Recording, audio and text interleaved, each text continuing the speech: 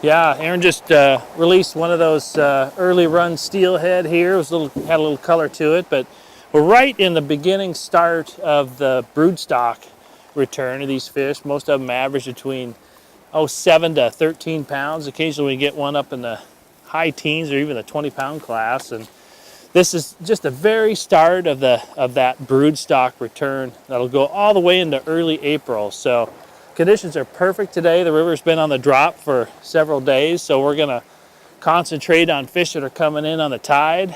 We're fishing the lower Wilson from Mills Bridge down to Solly Smith using the new strike tip rods from KastKing, and they really performed well on that steelhead that we just caught. So hoping for some good action on some nice chrome broodstock fish.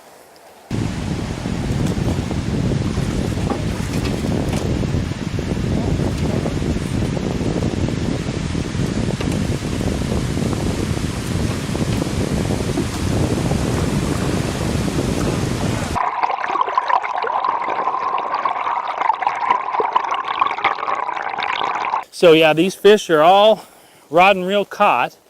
Anglers, the guides and anglers who are spending more time on the river will have tanks on board with aerators, and they'll catch a wild fish. They're allowed to retain it for the broodstock program. You have to be signed up as a volunteer to do it. And they'll take the wild fish down to a holding pen here at Huey Creek on the Wilson and put them in the tank. We take about 49 pairs of wild males and wild females, and as it gets close to the spawning time in late April and May, they'll use those fish that are caught in the broodstock program for prodigy for 2 years from now. I like running these shallower diving plugs in this shallower water because you run plugs that dive too deep in the shallow water and it's digging into the gravel. The fish has to come at it from the top side to catch, to get the hooks. So you run the shallower diving plugs that don't dive so deep, and the strike hook ratio goes up considerably.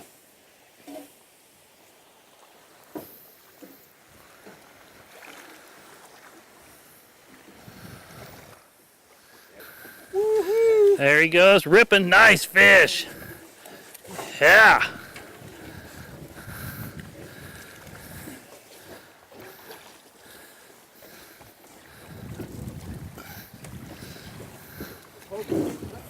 Yeah! Nice one. Oh, good job, Jim. Just keep that rod tip low. Good job. There you go. Is it? Oh yeah, sure looks like it. Woohoo!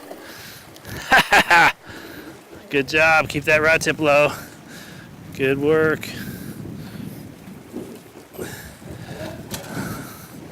Oh, get out of there, you.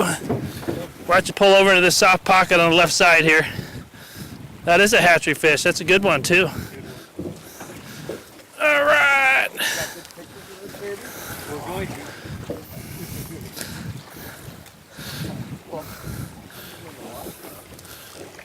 I'm going to drop the anchor.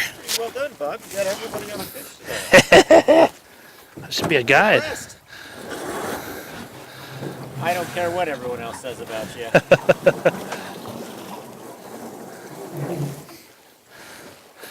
All right, I'll get the net out. Did I already get us in deeper water?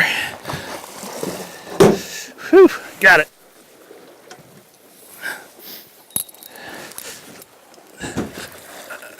There we go. Give me a minute, let me catch my breath a little bit. Let me get over this heart attack first. Really?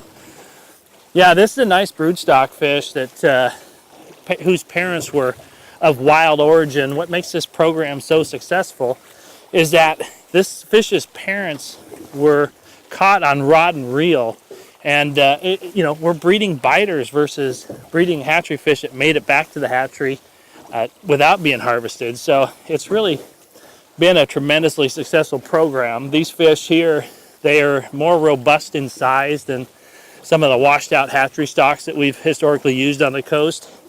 They distribute better in the river system, and because they exhibit a lot of the the characteristics of a wild fish are more aggressive, so the catch rates on these broodstock fish are also higher.